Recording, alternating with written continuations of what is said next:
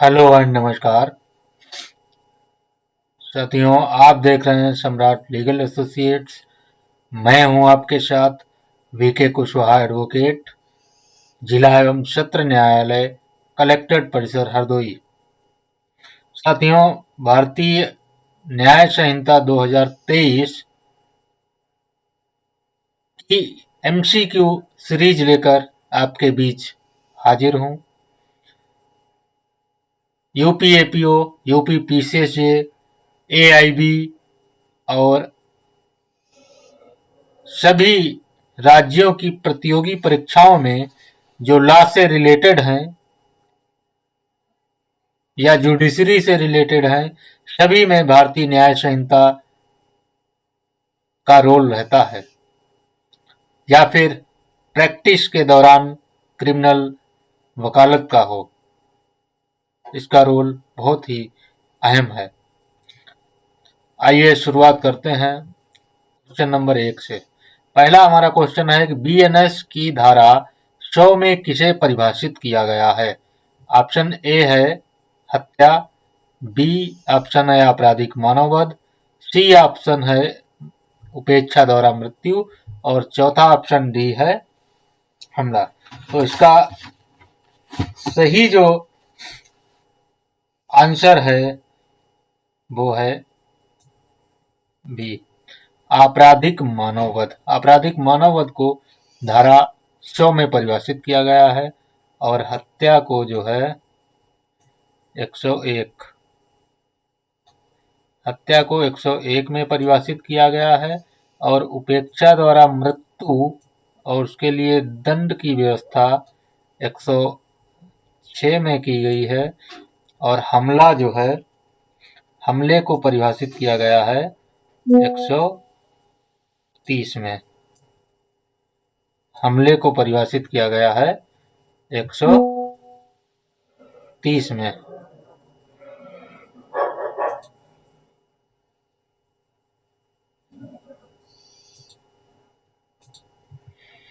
इसके बाद अगला क्वेश्चन है नंबर 2, हत्या। हत्या के लिए दंड का प्रावधान किस धारा में है। ऑप्शन पहला है धारा 101, दूसरा ऑप्शन है धारा 103, तीसरा ऑप्शन है धारा 105, चौथा ऑप्शन है धारा 111। हत्या के लिए दंड, हत्या के दंड के लिए दंड का प्रावधान जो है भारतीय न्याय संहिता की धारा 103 में दिया गया है। 103 में दंड के लिए प्रावधान किया गया है। इसमें जो है मृत्यु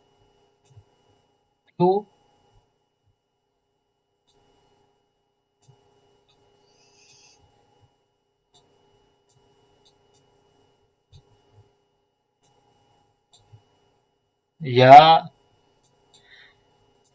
LI लाइफ इम्प्रिजनमेंट की बात की गई है और 101 में हत्या की परिभाषा बताई गई है। 105 जो है बात करता है आपराधिक मानववध के लिए। आपराधिक मानववध के लिए इसमें प्रावधान किया गया है कि ये लाइफ इम्प्रिजनमेंट भी हो सकता है और या ये 5 वर्ष से कम नहीं होगा,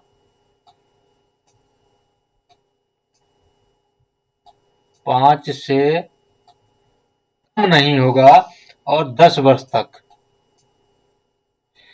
10 वर्ष तक हो सकता है। और 111 जो है वो बात करता है संगठित अपराधों के विषय में, संगठित अपराधों के विषय में।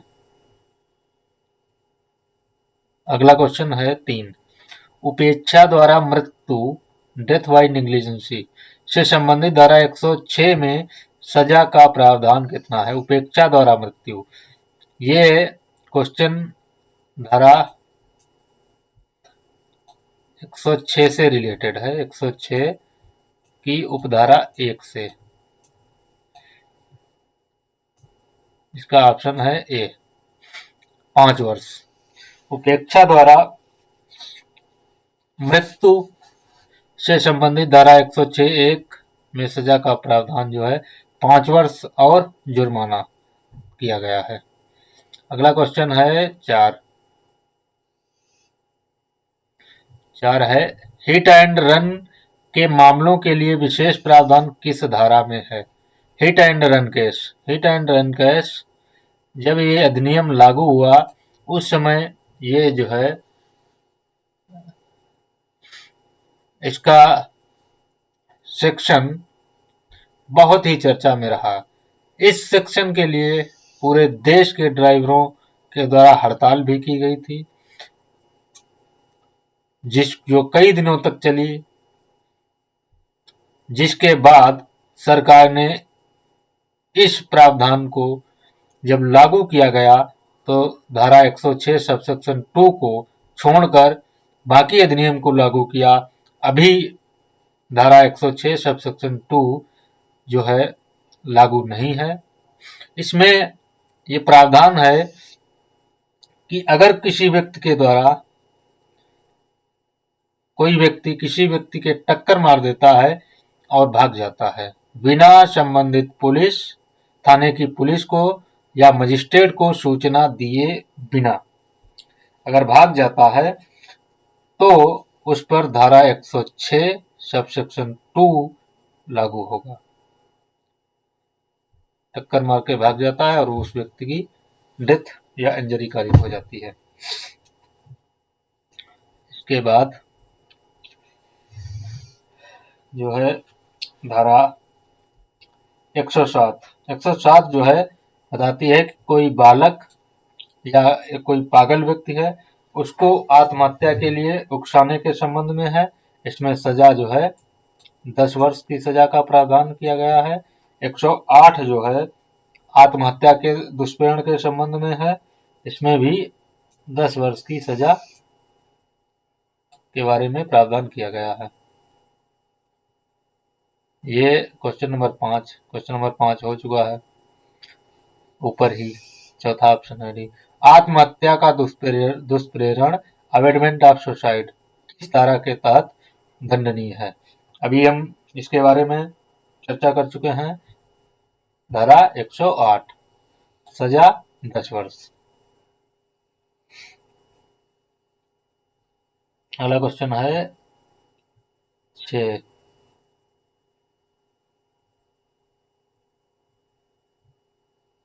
हत्या का प्रयास अटेम्प्ट टू मर्डर के लिए कौन सी धारा लागू होती है? हत्या का प्रयास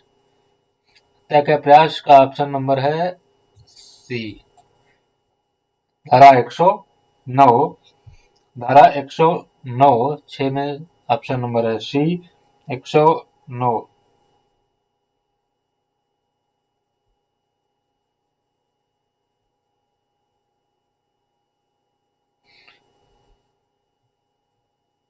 इसमें जो सजा है वो अगर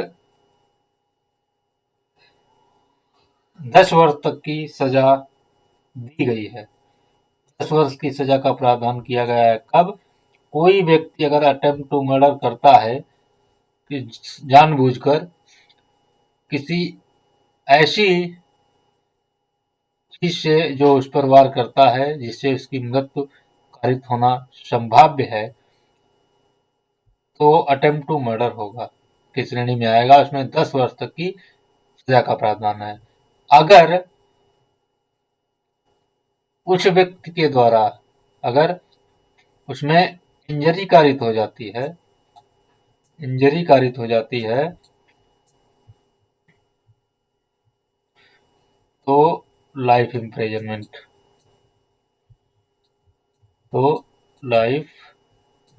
इम्प्रिजनमेंट की सजा होगी। कब? जैसे कि खा की हत्या करने के आशय से उस पर गोली चलाई लेकिन खा बच गया, तब जो है वो 10 वर्ष तक के कारावास से दंडित होगा। अगर खा के द्वारा खा को जान से मारने की नीयत से उस पर गोली चलाई गई जो उसके लगी और उसे घोर उपहति हो गई, घोर उपहति हो गई, तो लेकिन उसकी मृत्यु नहीं हुई, भले ही उसकी मृत्यु न हुई हो, लेकिन वो आजीवन कारावास से दंडित किया जाएगा। धारा 111 संगठित अपराधों के विषय में है। अगला क्वेश्चन है नंबर 7। ठग से संबंधित प्रावधानों को भारतीय न्याय संहिता से हटाकर संगठित अपराध में शामिल किया गया है।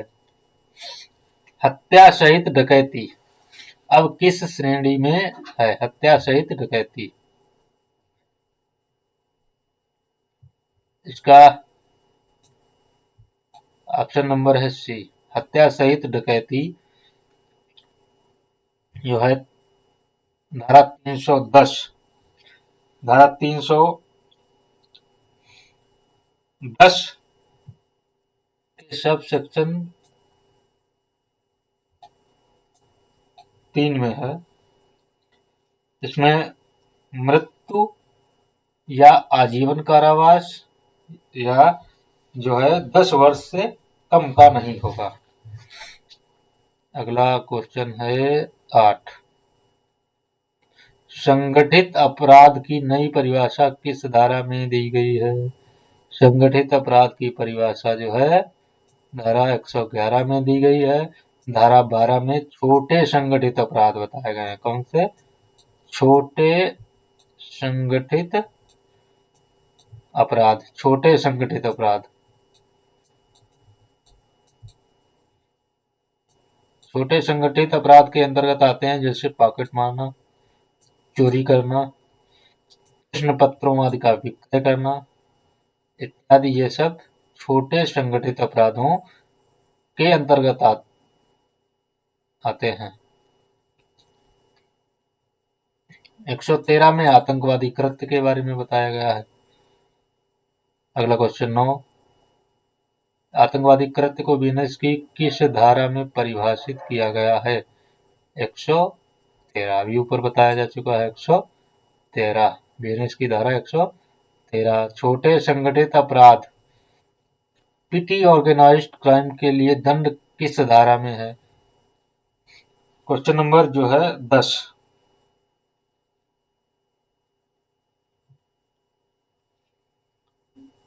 छोटे ऑफेंस के लिए ऊपर बताया जा चुका है धारा 112। दंड जो है 112 में दंड की व्यवस्था जो की गई है वो 1 वर्ष से कम नहीं होगा और 7 वर्ष तक, 1 वर्ष से कम नहीं होगा, 7 वर्ष तक के कारावास और जुर्माना से दंडित किया जा सकेगा।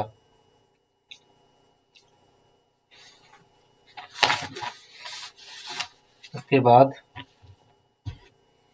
अगला क्वेश्चन जो है वो है 11।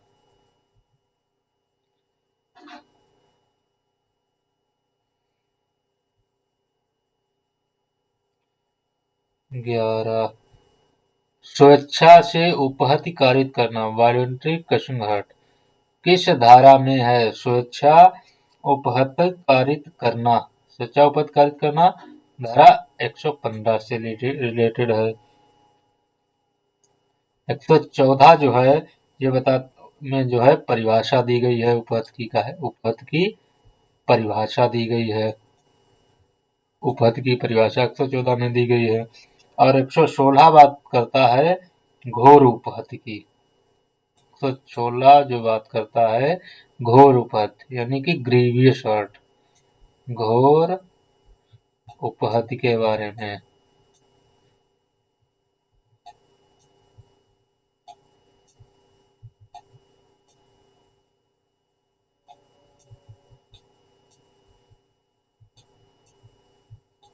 घोर उपहत के बारे में इसमें 8 प्रकार की घोर उपहत के बारे में बताया गया है। या वो व्यक्ति 15 दिन से अधिक तीव्र पीड़ा से गुजर रहा हो, ऐसे ही चोट को, ऐसी इंजरी को घोर उपहत की श्रेणी में माना जाएगा। 117 जो बताती है स्वेच्छा घोर उपहत्य कारित करने के संबंध में है। इसमें जो है 2 वर्ष तक की सजा है अगर घोर उपहत्य कारित हो जाती है, 7 वर्ष तक की सजा का प्रावधान किया गया है।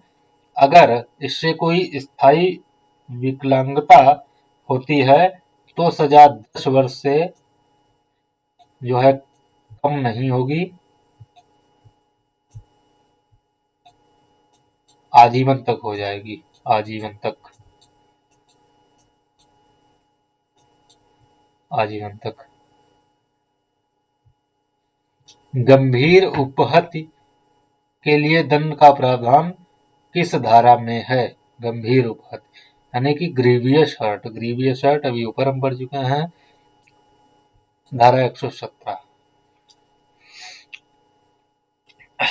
धारा 118 बताता है कि खतरनाक आयुधों से जो है जो कोई स्वेच्छा उपहत्य कारित करेगा वो 3 वर्ष तक का कारावास और 20,000 रुपए तक के जुर्माने से,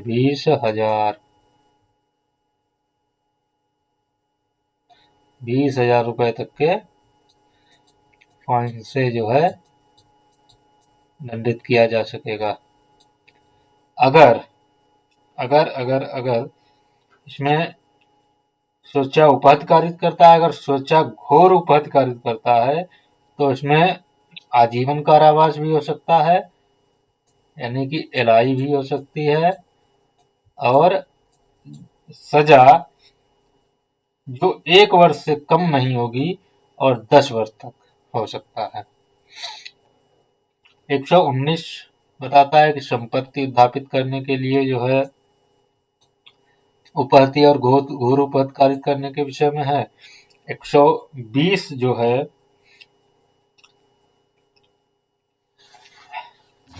120 जो है वो बताता है कि संस्वीकृत किसी चीज को उससे कबूलवाने के लिए इसे संस्वीकृत कहा जाए कि किसी चीज को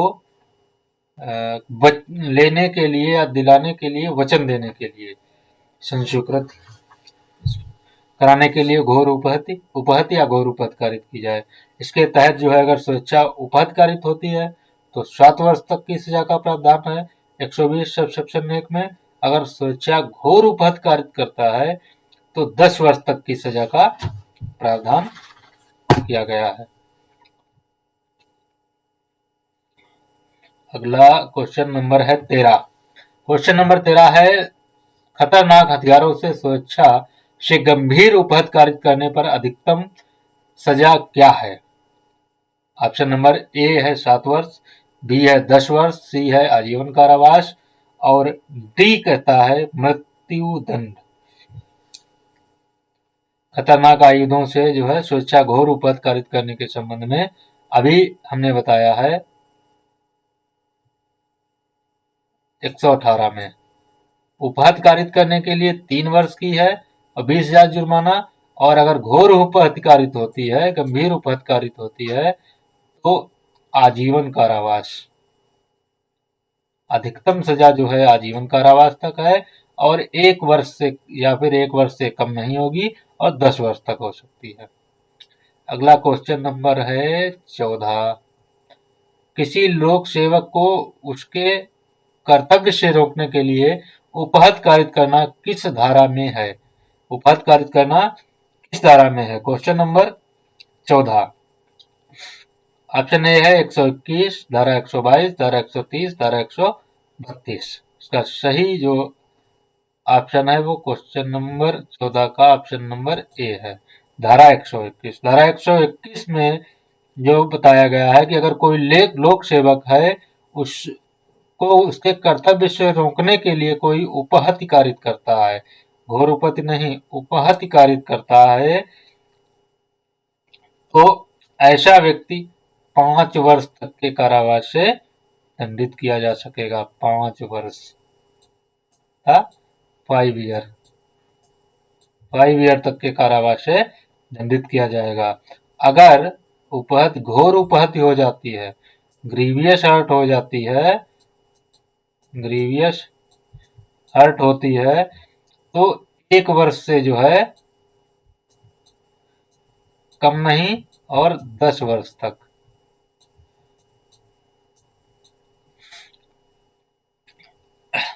इसके बाद 122 में बताया है प्रकोपन। कोई लोक सेवक है, प्रकोपन पर उपहत कारित करना, अगर स्वेच्छा करता है तो 1 महीने तक की सजा, 5,000 रुपए जुर्माना है। अगर घोर उपहत कारित करता है तो 5 वर्ष तक की सजा और 10,000 रुपए जुर्माना है। 130 में हमले की परिभाषा दी गई है। 132 में बताया गया है कि जो लोक सेवक है वो अपना कर्तव्य का पालन कर रहा है और उसको रोकने के लिए उस पर हमला या आपराधिक बल का अगर कोई प्रयोग करता है तो वो 2 वर्ष तक के कारावास से दंडित किया जाएगा। 2 वर्ष कारावास और जुर्माना। अगला क्वेश्चन नंबर है 15। तेजाब हमले, एसिड अटैक के लिए दंड का प्रावधान, मुख्य प्रावधान किस धारा में दिया गया है? एसिड अटैक के लिए जो है प्रावधान दिया गया है धारा 124(1) में। 124(1) में 124(1) जो है बताता है कि इसमें सजा 10 वर्ष से कम नहीं होगी अगर स्थायी विकलांगता आ जाती है।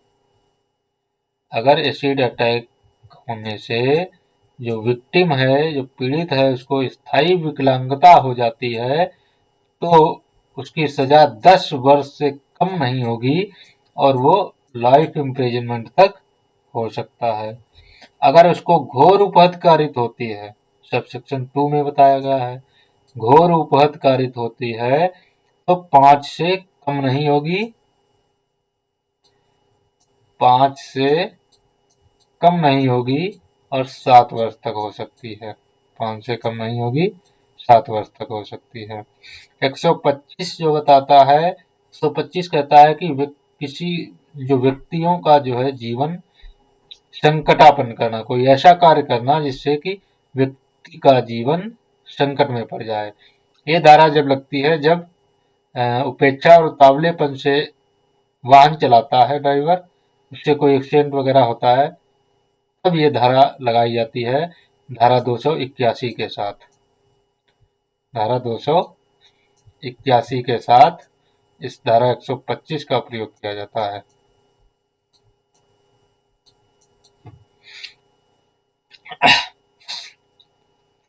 पंद्रह स्वेच्छा उपहत कारित करने के संबंध में है।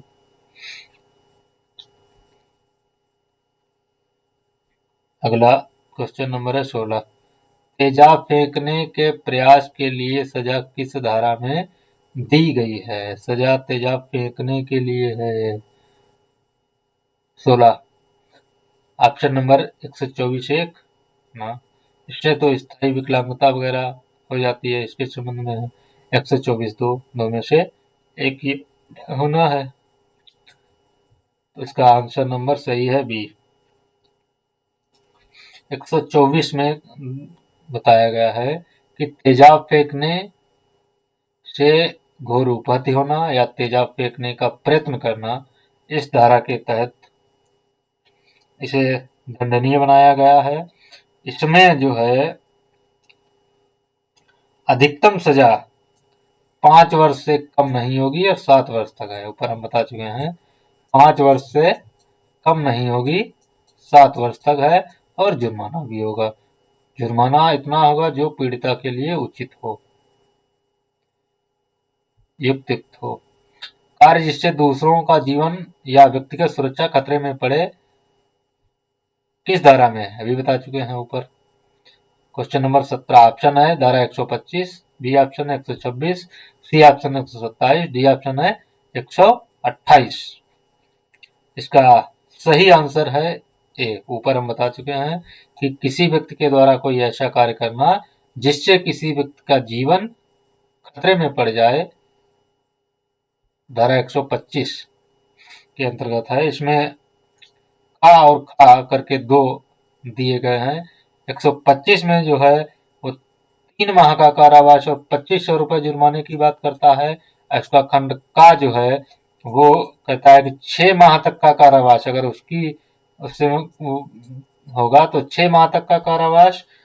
और खंड खा में जो है अगर कोई इंजरी होती है, घोर घोर उपहति पहुंचती है इससे, तो वो 3 वर्ष तक का कारावास और 10,000 रुपए जुर्माने से दंडित किया जाएगा।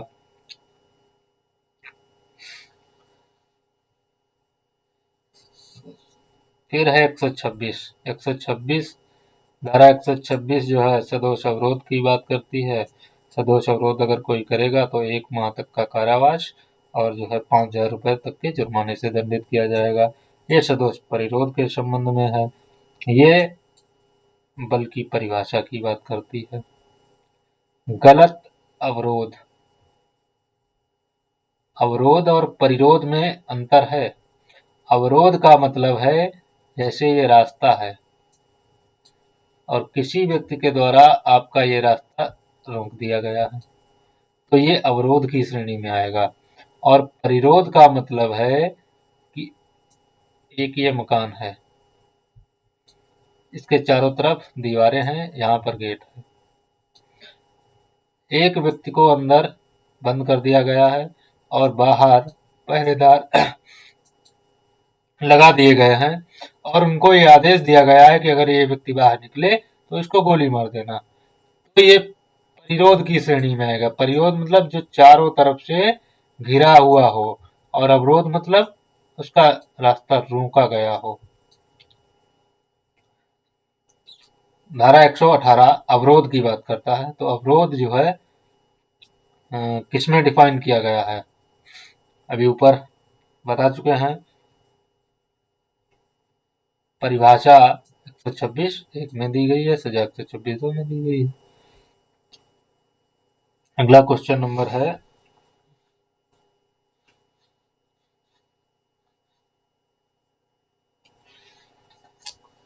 19।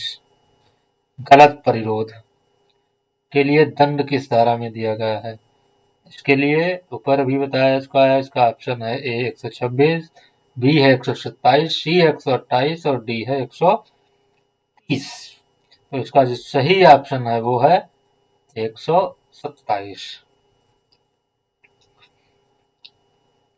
127। अगर परिरोध इसमें अधिकतम जो दिया गया है, अगर 10 दिन या 10 दिन से ज्यादा का कोई परिरोध करता है तो वो 5 वर्ष तक के कारावास और 10,000 रुपए तक के जुर्माने से दंडित किया जाएगा। अगला क्वेश्चन नंबर है 20। 3 या अधिक दिनों के लिए गलत परिरोध की सजा किस धारा में दी गई है? सजाएं जो है सभी 127 में ही दी गई हैं। सजाएं जो हैं वो सभी 127 में ही दी गई हैं। इसका भी ऑप्शन नंबर ए सही है। 3 या अधिक दिनों के लिए सब 127 का सब सेक्शन 3 है और 10 या 10 के लिए सब सेक्शन 4 है। इनमें जो है 10 या 10 दिन से ज्यादा अगर परिरोध करेगा तो 5 वर्ष तक की सजा और 10,000 रुपए तक के जुर्माने से दंडित किया जाएगा। अगर 3 या अधिक दिनों के लिए परिरोध करता है तो 3 वर्ष तक के कारावास और 10,000 रुपए जुर्माने से दंडित किया जाएगा। अगला क्वेश्चन नंबर 21 है। किसी व्यक्ति को गुप्त स्थान पर गलत तरीके से बंदी बनाया गया है। बंदी बनाया गया है मतलब वो परिरोध में है। काय में है? परिरोध में है। तो उस पर कौन सी धारा लगेगी? इसका ऑप्शन ए है 131, बी है 132, सी है 127, डी है 134।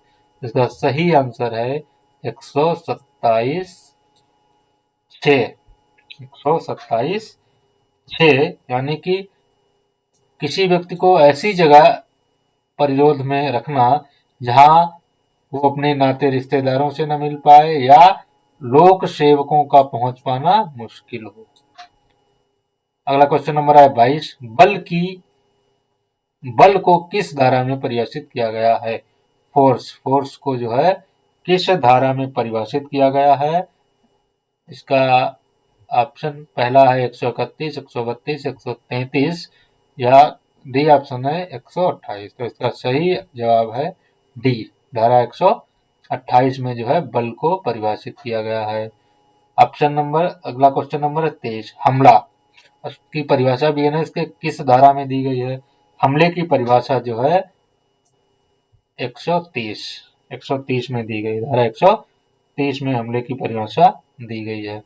24, अगला क्वेश्चन नंबर है 24, लोक सेवक को हमला कर कर्तव्य निर्वहन से रोकना किस धारा के तहत दंडनीय है? ऑप्शन नंबर ए है 131, ऑप्शन नंबर बी है 132, ऑप्शन नंबर सी है 133, ऑप्शन नंबर डी है 134। यानी कि लोक सेवक मतलब पब्लिक सर्वेंट, इसको सरकारी आदमी कहा जाता है, सरकारी व्यक्ति जो सरकार का सेवक है, नौकर है, पब्लिक सर्वेंट है, जो सरकार से मेहनताना प्राप्त करता है, ऐसा हर व्यक्ति लोक सेवक माना जाएगा। तो इसका सही ऑप्शन है बी, धारा 132। और इसमें जो है सजा जो है वो 2 वर्ष तक की सजा, 2 वर्ष तक की सजा और सजा या जुर्माना या दोनों से दंडित किया जाएगा। 133 जो है बात करता है किसी व्यक्ति का अनादर करने के आशय से उस पर हमला करना, इसमें भी 2 वर्ष की सजा का प्रावधान है। धारा 34 है कि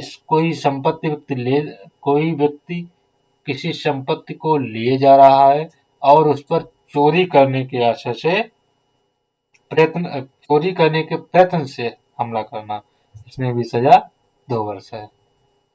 अगला क्वेश्चन नंबर है 25, स्त्री की लज्जा भंग करने के आशय से उस पर हमला करना किस धारा के अंतर्गत आता है?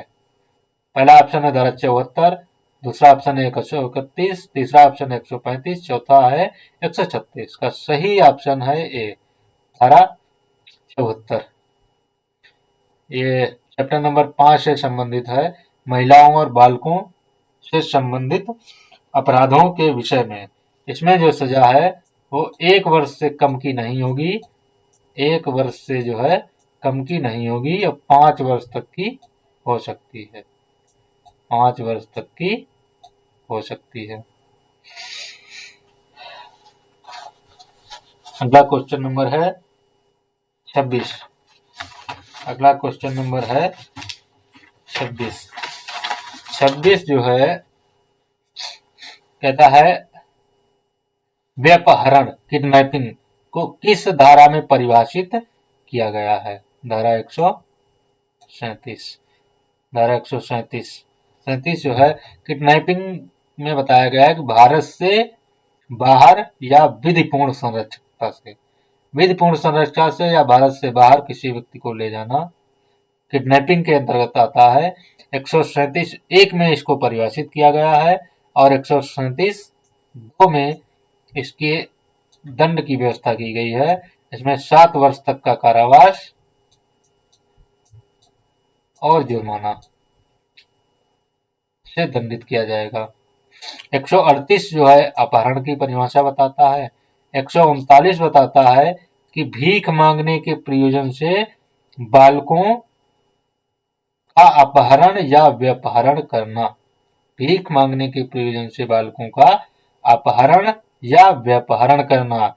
इसमें 10 वर्ष तक की सजा, 10 वर्ष से कम नहीं होगी, आजीवन कारावास तक की हो सकती है। अगर सब सेक्शन 2 ये कहता है कि अगर भीख मांगने के प्रयोजन से बालक का अपहरण या व्यपहरण किया गया है और उसको भीख मांगने के प्रयोजन के काम में लगाने के लिए विकलांग बनाया गया है, तो ऐसे व्यक्ति को आजीवन कारावास से दंडित किया जाएगा और वह कारावास 20 वर्ष से कम का नहीं होगा, 20 वर्ष से कम का नहीं होगा। 140 बात करता है हत्या या फिरौती के लिए अपहरण या व्यपहरण करना, हत्या या फिरौती के लिए अपहरण करना। इसमें 10 वर्ष तक के कारावास आजीवन कारावास या 10 वर्ष तक के कारावास से दंडनीय इसको बनाया गया है। अगला क्वेश्चन है 27।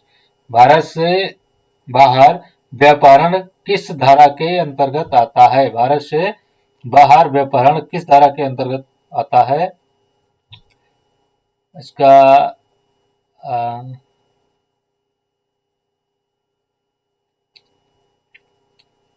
क्वेश्चन नंबर ए है 137, क्वेश्चन नंबर बी है 137(2), क्वेश्चन नंबर सी है 138, क्वेश्चन नंबर डी है 139। इसका सही ऑप्शन है 137(1). अगला क्वेश्चन नंबर है 28। अपहरण की परिभाषा किस धारा में दी गई है? अपहरण की परिभाषा किस धारा में दी गई है? इसका पहला ऑप्शन है 138, दूसरा ऑप्शन है 139, 140, 141। तो 139 तो 140 तो होना नहीं, 140 है हत्या और फिरौती के लिए, 139 है भीख मांगने के प्रयोजन से बालकों का अपहरण करना, 141 है विदेश से बालिका या बालक का आयात करना। बचा ऑप्शन यही 138 सही ऑप्शन। अगला क्वेश्चन नंबर है 29। हत्या करने के लिए व्यापहरण या अपहरण करना किस धारा के तहत दंडनीय? ऊपर बताया जा चुका है धारा 140।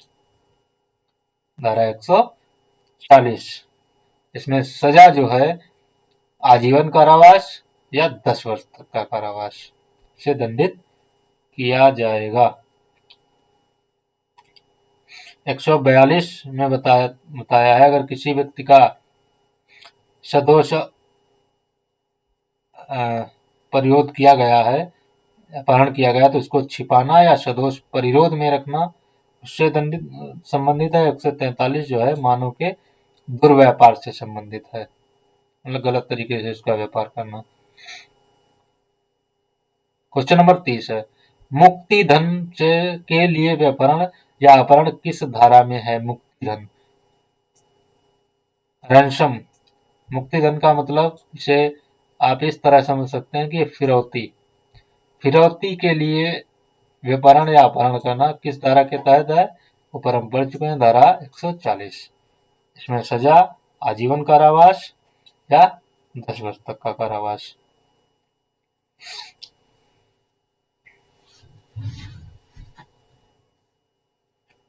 अगला क्वेश्चन नंबर है 31। हत्या करने के उद्देश्य से अपहरण करना वही ऊपर पढ़ चुके हैं 141 ऑप्शन नंबर बी। इसमें लाइफ इम्प्रिजनमेंट या सजा 10 वर्ष से कम की नहीं होगी इसके बारे में। अगला क्वेश्चन नंबर है 32। गैर कानूनी जनसमूह का सदस्य होना किस धारा में संबंधित है? अनलॉफुल असेंबली, विधि विरुद्ध जमाव इसे कहा जाता है, विधि विरुद्ध जमाव। पहला ऑप्शन है 143, 142, 189, 141। ऑप्शन नंबर सी इसका सही है 189 अनलॉफुल असेंबली। अगला क्वेश्चन नंबर है 33। घातक हथियारों से लैस होकर कानूनी सभा गैर कानूनी सभा मतलब अनलॉफुल असेंबली विधि विरुद्ध जमाव में शामिल होना किस धारा में है? 189(4). इसमें जो है सजा का प्रावधान 2 वर्ष या जुर्माना। अगला क्वेश्चन नंबर है 34। आपराधिक मानववध जो हत्या नहीं है किस धारा में परिभाषित किया गया है? आपराधिक मानववध जो हत्या नहीं है, जो हत्या नहीं है, जो हत्या की परिभाषा दी गई है धारा 101 में दी गई है। उसी में जो है 5 अपवाद दिए गए हैं। अगर मामला उन 5 अपवादों के अंतर्गत आता है तो उसे आपराधिक मानववध माना जाएगा। अगर उन 5 अपवादों के अंतर्गत मामला नहीं आता है तो उसे हत्या माना जाएगा। 5 अपवाद हैं। अगर कोई व्यक्ति गंभीर और अचानक प्रकोपन में आकर किसी व्यक्ति की हत्या कर दे। दूसरा है शरीर या संपत्ति की प्राइवेट प्रतिरक्षा के अधिकार का प्रयोग करते हुए किसी की हत्या हो जाए, किसी का मर्डर हो जाए, या तीसरा कोई लोक सेवक है जो विधिपूर्ण कार्य कर रहा है उसमें, और चौथा अचानक झगड़ा वगैरह होता है उसमें, और पांचवा जो है 18 वर्ष से अधिक उम्र का अगर कोई व्यक्ति है और वो अपनी सम्मति से स्वयं जो है इसके लिए तैयार होता है, मृत्यु के लिए तैयार होता है वो। अगला क्वेश्चन नंबर है दहेज मृत्यु, ड्राउरी डेथ, किस धारा में है ड्राउरी डेथ? धारा 80। धारा 80 दहेज मृत्यु कहा जाता है जब किसी महिला का विवाह के 7 वर्ष के भीतर, विवाह के 7 वर्ष के भीतर असामान्य परिस्थितियों में उसकी मृत्यु हो जाए तो इसे दहेज मृत्यु माना जा सकता है, माना जाएगा। इसमें जो सजा है वो 7 वर्ष से कम की नहीं होगी और आजीवन तक हो सकती है। अगला क्वेश्चन नंबर है 36। छोटे संगठित अपराध किस धारा में है? छोटे संगठित अपराध 112 ऑप्शन पहला है, ऑप्शन नंबर बी है 111, ऑप्शन नंबर सी है 113, 114 में है डी ऑप्शन। तो 112 में पहला ऑप्शन सही है इसका, 112। 111 संगठित अपराधों के संबंध में है, 113 आतंकवादी कृत्यों के बारे में संबंधित है। छोटे संगठित अपराधों में हम ऊपर बता चुके हैं, जैसे पॉकेट मारना, चोरी करना, प्रश्न पत्रों का विक्रय करना आदि अपराध शामिल हैं। अगला क्वेश्चन नंबर है 37। बीएनएस में बलवा की सजा किस धारा में दी गई है? बलवा की सजा किस धारा में दी गई है? बलवा राउटिंग। ऑप्शन ए है 191, धारा 143, धारा 110, धारा 100। क्या सही ऑप्शन है ए, धारा 191। ये बलवा के बारे में बताया गया है। इसमें 2 वर्ष तक की सजा और जुर्माना है। अगर घातक आयुधों से सुसज्जित होकर कोई बलवा करता है तो 5 वर्ष तक का है। घातक आयुधों से सुसज्जित होकर कोई व्यक्ति बलवा करता है तो 5 वर्ष तक के कारावास और जुर्माना से दंडित किया जा सकेगा। अगला क्वेश्चन नंबर है 38। धारा 114 के तहत हड्डी टूटना कैसी चोट है? इसे ग्रीवियस हर्ट माना जाएगा। क्या माना जाएगा? Grievous hurt.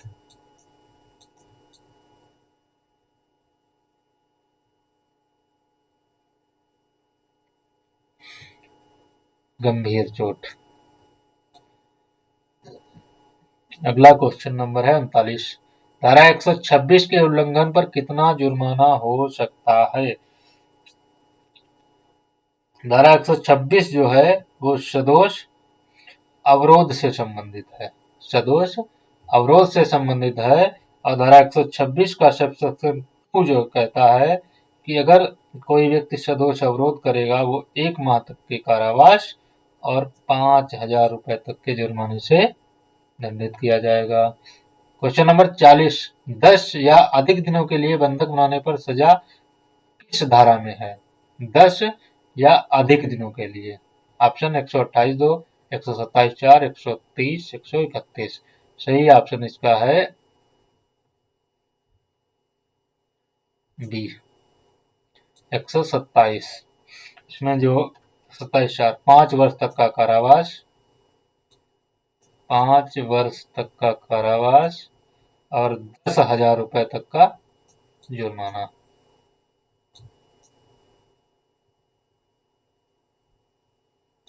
₹10,000 तक के जुर्माने से दंडित किया जा सकेगा। अगर 3 दिन के लिए करता है तो 3 साल का कारावास और 10,000 रुपए जुर्माना। अगला क्वेश्चन नंबर है 41। हत्या के लिए जुर्माना कैसा हो सकता है? जुर्माना के लिए कोई सीमा नहीं है, वो असीमित हो सकता है और उचित होना चाहिए, लेकिन उचित होना चाहिए। अगला क्वेश्चन नंबर है 42। धारा 101 और 100 का में अंतर का मुख्य उद्देश्य क्या है?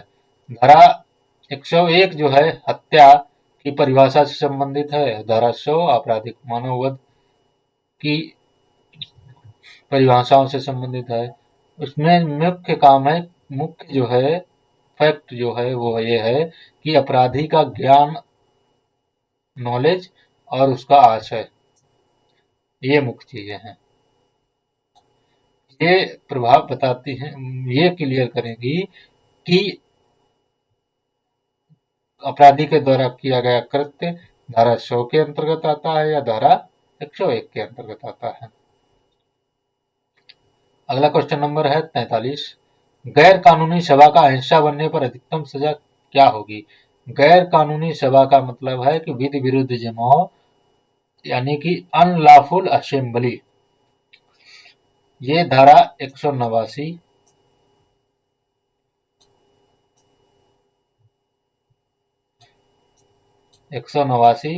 सब सेक्शन 2 के तहत है। इसमें 6 माह तक का कारावास और जुर्माना हो सकता है।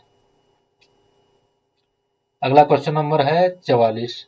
आपराधिक बल क्रिमिनल फोर्सेज का प्रयोग किस धारा में वर्णित है? 129 में तो इसकी परिभाषा दी गई है। 129 में इसकी परिभाषा दी गई है और 131 में इसके दंड के बारे में बताया गया है। 131 में इसके दंड के बारे में बताया गया है।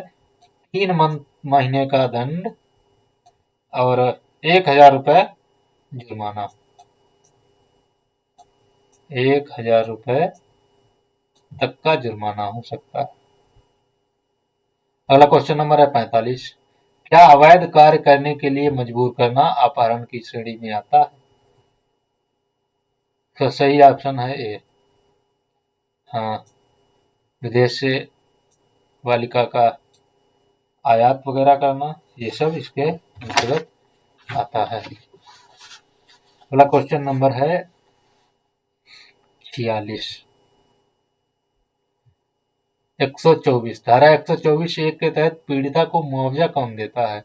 मुआवजा जो है जब कोर्ट के द्वारा व्यक्ति को दोषित, अपराधी को दोषित किया जाता है तो सजा के साथ साथ अदालत कोर्ट के द्वारा अभियुक्त व्यक्ति पर जुर्माना भी लगाया जाता है और न्यायालय आदेश करते समय ये क्लियर कर देता है कि जुर्माने की राशि में से कितनी राशि पीड़िता को दी जानी है। तो सही ऑप्शन है ए। अगला क्वेश्चन नंबर है 47। व्यभिचार के लिए पुरुष की आयु सीमा क्या है? यानी कि ये विधिपूर्ण संरक्षकता से व्यभिचार के अंतर्गत आएगा। इसमें धारा 137 के तहत है। 18 वर्ष से कम आयु का अगर कोई व्यक्ति है तो व्यभिचार के अंतर्गत इसे लाया जाएगा, आएगा। अगला क्वेश्चन नंबर है 48। धारा 117(3) के तहत यदि चोट से व्यक्ति स्थायी रूप से अपंग हो जाए, कोई भी व्यक्ति चोट से स्थायी रूप से अपंग हो गया है तो ऐसे व्यक्ति को जो है 10 वर्ष तक के कारावास, 10 वर्ष या आजीवन 10 वर्ष से आजीवन कारावास तक दंडित किया जाएगा 117(3) में। Grievous act. अगला क्वेश्चन नंबर है 49।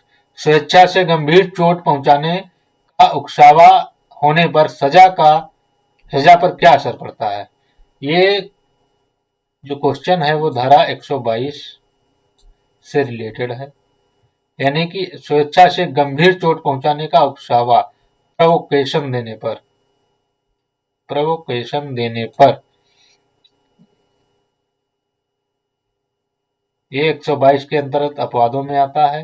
अपवादों के अंतर्गत इसमें जो है सजा कम हो जाती है। अगर इसके अंतर्गत मामला आता है तो सजा कम सजा होगी। अगला क्वेश्चन नंबर है और बहुत ही सरल है। Question number 50।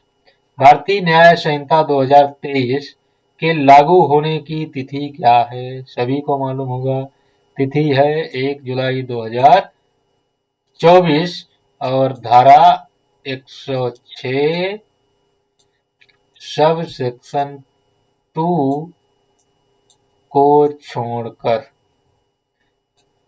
तो साथियों, ये था भारतीय न्याय संहिता 2023 के 50 बहुत ही इंपॉर्टेंट एमसीक्यू, जिनमें हमने चारों ऑप्शनों को विस्तृत रूप से समझाने का प्रयास किया है। अगर आपको हमारा चैनल अच्छा लगे, हमारी मेहनत अच्छी लगे और आप लोगों के उपयोग में ये आए, ऐसी हम आशा करते हैं, तो प्लीज हमारे चैनल को सब्सक्राइब करें और इस वीडियो को ज्यादा से ज्यादा लोगों तक शेयर करें ताकि सभी को इसका लाभ मिल सके। फिर मिलेंगे अगले वीडियो में आगे के प्रश्नों के साथ। तब तक के लिए नमस्कार, जय हिंद।